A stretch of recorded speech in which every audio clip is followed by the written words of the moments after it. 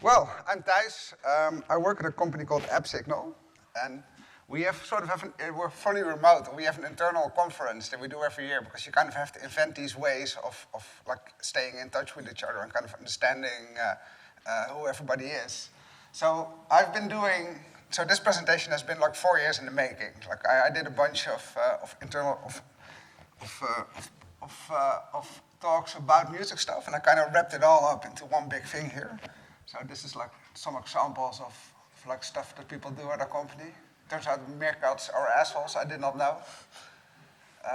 People are into pipes. Procrastination is a big thing amongst developers, I've heard.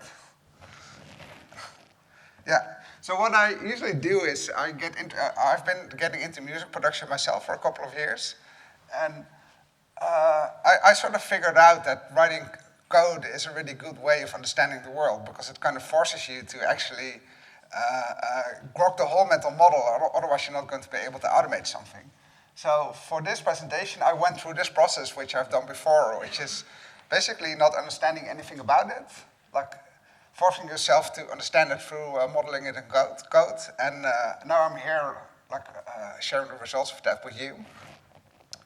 So what we're covering today is like we'll do a really quick history of music recording technologies, just so we kind of know where we ended up. And then we're getting into digital audio and like some ways to manipulate it and generate sound with it. So, so what is music actually? I think that's sort of the starting point. Music is a really weird thing because it only exists in our brain. Like all the neuroscientists don't really understand how this whole process works. So somewhere there are these waves of sound, which you can kind of visualize like this. They're kind of similar to like how a wave would operate in water, which is a little more intuitive for us. So what you're seeing here actually also happens at the moment in this room, where these speakers kind of like just create movement in the air, and it kind of like oscillates its way into your ear. Once it makes it to your ear, there's a bunch of these really tiny hairs that are called follicles, and they vibrate as well, and that gets picked up by your brain. And when it's in your brain, like we have no clue. Somehow we kind of like find meaning in all these waveforms, and we just perceive it as music, and it's an emotional thing, and we have no clue why. Maybe we'll find out someday. So how does this sort of like basic process work? So we've got one important aspect of this is pitch. So this is the number of times that this waveform kind of oscillates. So this is like a very simple waveform. I'm just going to let you hear it. So this is just a sine wave, which is kind of oscillating 440 times a second, and then you end up with this sound. If you play it like at multiple frequencies, you kind of perceive it as having notes. That sounds a little bit like this. Oh. Sorry, messed up the order there.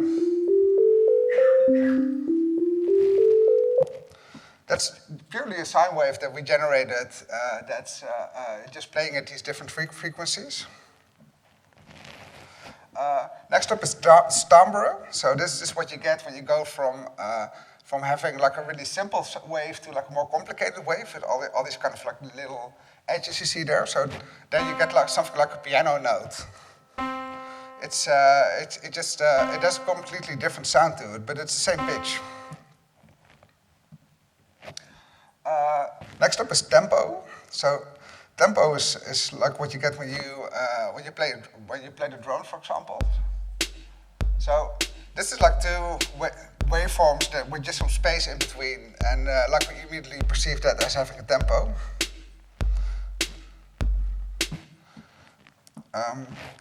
Well, and if you combine all that stuff, you already get something that's kind of like music. So you get like a little few notes. And then if you add rhythm to that, it kind of starts feeling like music. And then if you do like a little bass line, it's sort of a song. It's probably the most boring song that has ever been created, but it is a song. Like, I think we all agree that it's music. Yeah. So back in the day, like there was no recorded music. So you could just like go into a room and see somebody play, and that was it. And this kind of changed, like at the beginning of the 20th century. So we'll just like really quickly gloss over this, so we have a bit of a basis. So this is the first known music recording device in history. So there's a little roll on there, and there's a wax layer. And then if you kind of like shout really hard into that hole, like this little needle kind of vibrates, and it makes a pattern in the wax. And if you kind of like replay that, you get like a really silent signal back. So this wasn't really useful, but it was the first one. That kind of evolved into these like record players. It was still completely mechanic, so they didn't produce a lot of volume. So people would record like this. So like this little cone you see over there really had to be like right in the middle of the action, otherwise there would basically be no signal. Then these tape machines happened. So that kind of encoded the waveforms just in like magnetic charge. Like there were these little iron particles on the tape, and they're kind of like charged in one direction or the other. And that kind of like, there was a way to like also record these waveforms and kind of like play them back. But then like World War II happened, and then like the whole thing really started moving fast, because a lot of technology was invented for radar and so on that later turned out to be really useful in recording as well.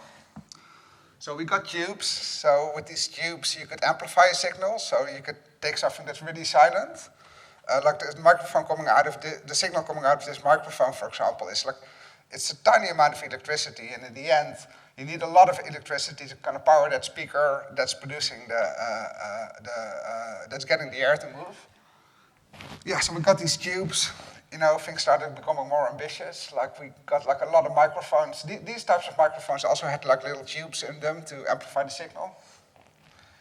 You know, we got these mixing desks, record players. Like a lot of transistor-based stuff was then done. So this is an old compressor that doesn't use tubes anymore. And then the 80s happened, and the whole thing changed. Or got like a lot of people think like this is kind of when it got terrible, because like then we got digital audio, and like we got a CD. And digital audio is sort of perfect. Like it took a long way for people to find a way to make digital audio actually sound good, and that's where we're getting to now. So what's digital audio? It's a way to sample these waveforms and reproduce them that way. So instead of like in the natural world, you'd get a really smooth, like actually a smooth curve. It's an almost perfect smooth curve. And what we do when we create digital audio, you sample that. So you just take these measurements thousands of times per second, and you can use that to sort of like recreate the waveform that you measured in a way that it just almost exactly sounds the same. Yeah, and then all recording technology got kind of replaced by software like this. So this is a program I like to use. And it kind of contains all the gear that used to be in $1 million studio is now kind of like embedded in this type of software. And what I'm going to do now is recreate like a few parts of this software using Ruby code, and we'll get to see how this stuff actually works. So digital audio. So it's a lot of numbers. So we're going to use a gem called the wave file gem in this presentation. And that gem is able to read and write digital audio. So this is like a little bit of code. So we just open a file, we just smash all the numbers in it into one big thing, and then we can work with it. And then you get this. So yeah, that's not really useful. Well, that's not really useful for human. We can also write stuff back. Another gem we're using is chunky PNG, so that lets us create some images, because we need to like be able to see what we're doing. So what we're going to do is like go from this to an image like this. So these images, the next one This is like the beginning of a hi-hat sound. So it looks kind of random. If you take a sine wave that we talked about earlier, like it's a bit easier to grok what happens. So the white line in the middle is kind of like the 0 point. And then we've got a wave that's kind of like oscillating from positive to negative, and it kind of like flows around this line in the middle. And this is some code to generate these images. So what we're doing is we're taking this really long array of numbers, these samples, and we're just drawing a point like either above or below the line. We're doing some calculations to kind of like figure out where they are supposed to end up. It doesn't really matter what the calculations are. I will share this code after the presentation if you want to play around with it. And like another visualization that's very often used is this visualization where you're kind of compressing these shapes into each other. So this one is still like we see individual dots for every single sample here. So this is probably only like 0.01 seconds of audio that you're looking at here. And here we're looking at like a full 5 seconds of audio. So we're kind of like compressing it. So that's going to be the two visualizations I'm going to use for the rest of the presentation. You can look at this if you want later. So the first thing we're going to emulate in Ruby is amplification. So this is the process of making sound louder. And like this is like what the tubes used to do. So we're taking this piece of audio, which is the same drum loop we did earlier. And we're going to make it a little bit louder.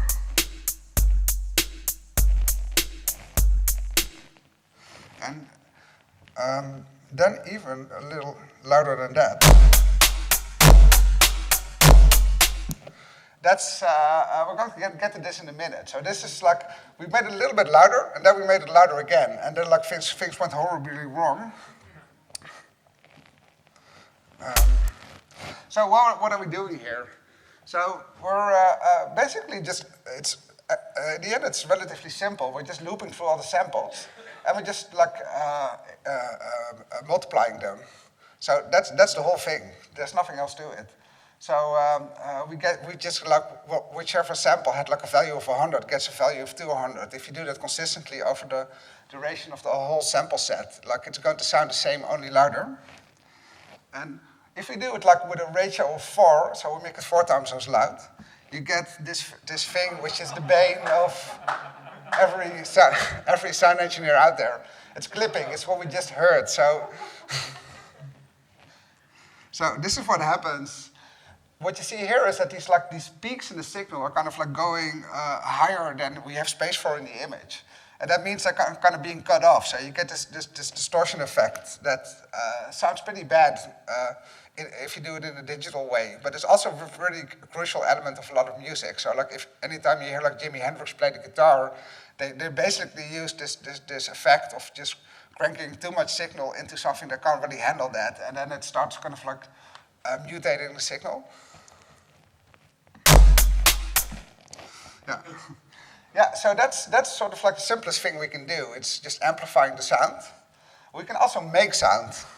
So in the analog world, you've got, there's lots of ways to make sound, but like one way is using a synthesizer. So if synthesizer has these sound sources and filters and all kinds of stuff, we're going to focus on the sound sources. So there's a couple of things you can do to make sound. So one of them is having noise.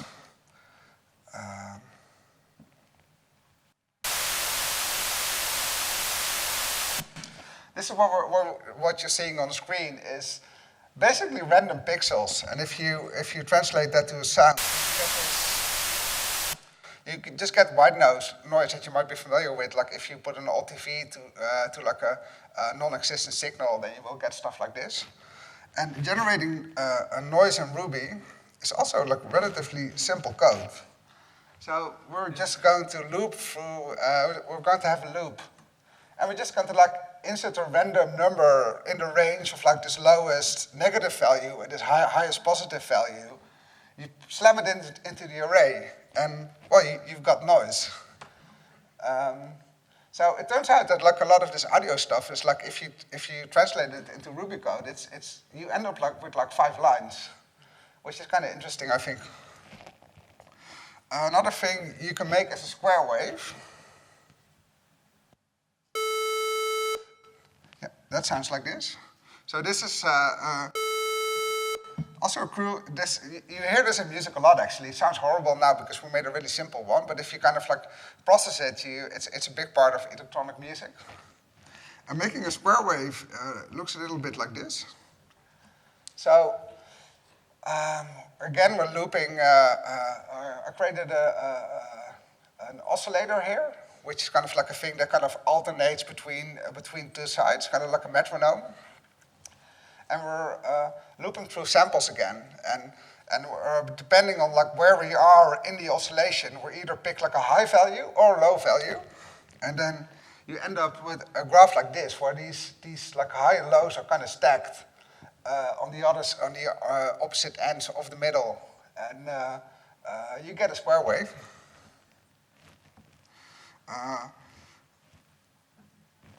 Yeah, this is the code to generate the call set oscillator.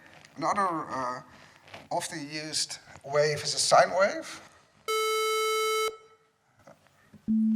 That sounds like this.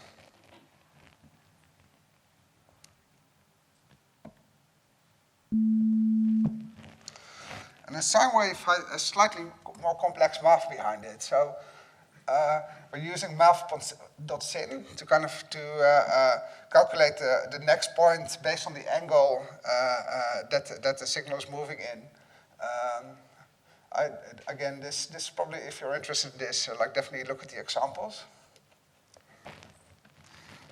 And this is Mr. Fourier, and he's a French mathematician, and he found out that all sound can actually be represented by different sine waves that can be merged. So you could have something like this, which is a combination of 2 sine waves, and you get a chord. So if you combine these 2, it's a little bit off actually, but it's a chord.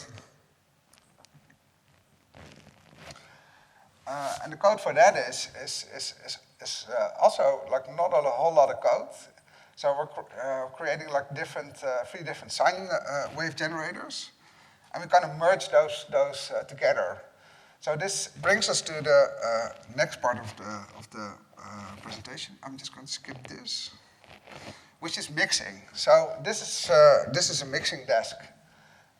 So like sound comes into all these like paths that you see here that all have a different fader, and then it's merged into one signal that comes out at the end of the thing.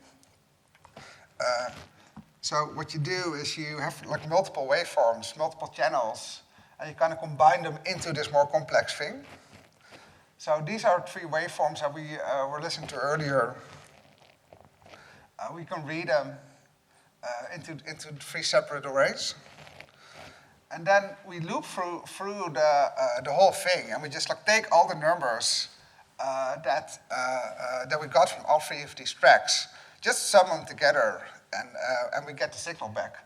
So one thing we have to do here is like divide things by 1.5 to avoid this clipping issue, because if you keep stacking up those numbers, you're going to go above the limit of the thing, and you kind of like have to bring the level down to get back to the proper level again. Then we get this result.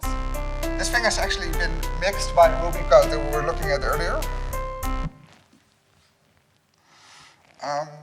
And the last technique I want to talk to you about today is compression. So compression is, and I'm not talking about MP3. So this is audio compression. There used to be machines like this one that did it. Well, this one is still actually really popular. This is an extremely expensive device that's used on a lot of records. So what compression does is it takes a waveform. It takes a waveform that has these peaks. So if you play the drum, you're going to get a sort of like really high value at the beginning, and then kind of as the sound kind of tapers off, it becomes less loud. But that's often not what you want if you're making music, because you want to have like a consistent level that's pleasant to listen to. So what compression does is you kind of draw a line which is called the threshold. And you want the peaks that are above this line to kind of like become less loud. So what you do is you make them less loud, and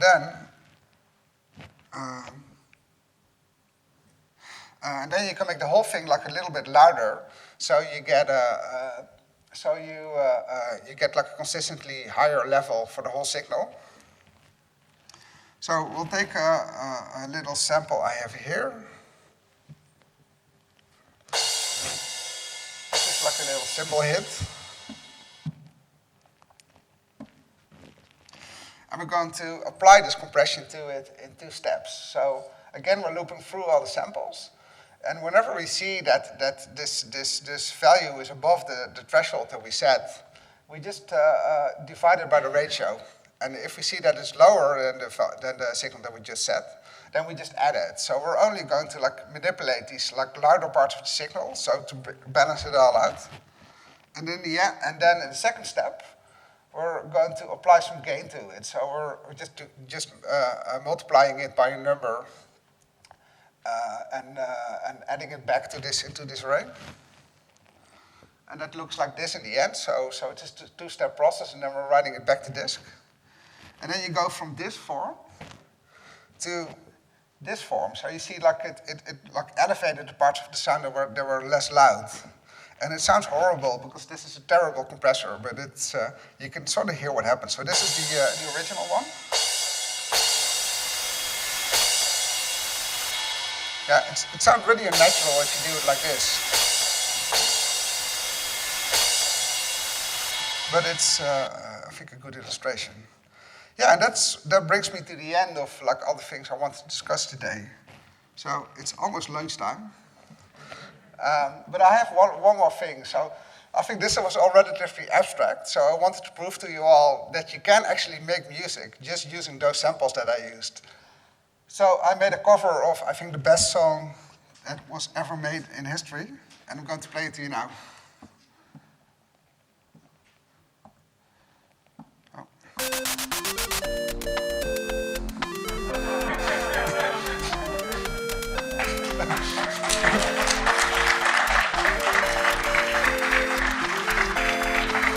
Thank you.